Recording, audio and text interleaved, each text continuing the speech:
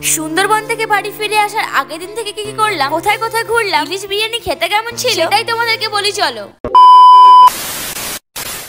বাড়ি ফিরে আসার আগের দিন বিকেলবেলা আমরা দুজন মিলে একটু বেরিয়েছিলাম একটু ঘুরবো বলে। তাই আমরা যে ট্রাভেলার্স এর সাথে ঘুরতে এসেছি তাদেরই আরেকটা বোট আমাদেরকে একটু ঘুরিয়ে দেখাচ্ছে। এই বোটটা ছিল পুরোই ফাঁকা, যেহেতু সন্ধ্যাবেলা হয়ে গেছে তাই বোট থেকে নদীটাকে আরো সুন্দর লাগছে। আর কিছুক্ষণ পর আমরা নেমে গেলাম। ওনারা এখন আমাদের নিয়ে যাবে ওনাদেরই আরেকটা হোটেল, যেটার ভিউটা আরো সুন্দর ছিল। আমার কাছে তো মনে হলো আমরা যে হোটেলটায় আছি সেই হোটেলটাও সুন্দর, কিন্তু তার থেকেও বেশি সুন্দর হোটেলটা। তোমাদেরও নিশ্চয়ই পছন্দ হয়েছে, ঠিক বললাম তো? এখন চলে আসলো সেই সময় যখন আমরা যে যার বাড়ি ফিরে যাব। তাই যাওয়ার আগে রুমের ভেতরটা ভালো করে ঘুরে দেখছিলাম আর ভাবছিলাম কিভাবে দুটো রাত কেটে গেল। আমার যেমন মন খারাপ, পাশাপাশি ওরও খুব মন খারাপ। যদি আর কয়দিন থেকে যেতে পারতাম। রুম থেকে বেরিয়ে এবার যাব লঞ্চের দিকে। এদিকে বোর্ডে উঠে দেখি আমাদের মতো যারা ঘুরতে এসেছিল তারা আমাদের মতো করে আবার বাড়ি ফিরে যাচ্ছে, আবার আমাদের মতো করে অন্যরা ঘুরতে আসবে। তার পাশাপাশি আমরা আমাদের বাড়ি ফিরে যে যার কাজে ব্যস্ত হয়ে পড়বো। এদিকে ইনি আমাকে বলছে আমরা কদিন থেকে যাই, কারণ ওর নাকি মন খারাপ করছে। কিচেনে সকালে জলখাবার তৈরি হয়ে গেল, তারপর নিজে নিজে যে যার মতো খাবারটা নিয়ে চলে গেল। আজ আমাদের শেষ দিনের টিফিনে কি ছিল জানো? হিং দিয়ে কচুরি, নারকেল দিয়ে ছোলার ডাল আর একটা করে মিষ্টি,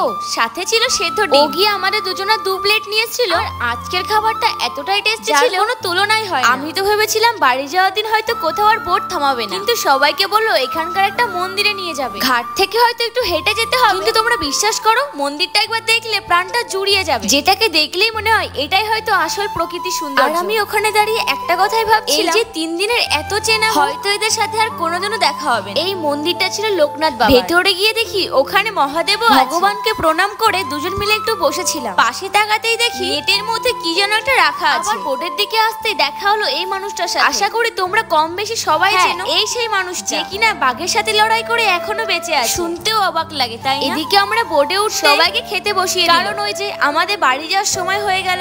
আজ হচ্ছে সেই দিনটা, যেই দিনটার জন্য ইলিশ উৎসবে আসা। হ্যাঁ, ইলিশ বিরিয়ানি। শুধু বিরিয়ানিতে শেষ নয়, পাশে ছিল ডিম কষা, চিকেন কষা। এই খাবারটাকে ট্রাই করার জন্য তো অনেকটা এক্সাইটেড। সত্যি বলছি খেতে কিন্তু দারুণ ছিল। তোমাদেরও ট্রাই করতে ইচ্ছে করছে তাই তো? তাই জন্যই তো বলছি একবার হলেও ঘুরে এসো। আমাদের সকলের এত আশার ইলিশ উৎসব, সাথে সুন্দরবন ভ্রমণ, চেনা অচেনা এত মানুষের ভিড়, সবাইকে এতটা নিজের করে নেওয়া একমাত্র সম্ভব হয়েছে এই মানুষগুলো। এরা না থাকলে ইলিশ উৎসবটাই তো এতটা আনন্দের হতোই না। অনেক ধন্যবাদ ট্রাভেলসকে।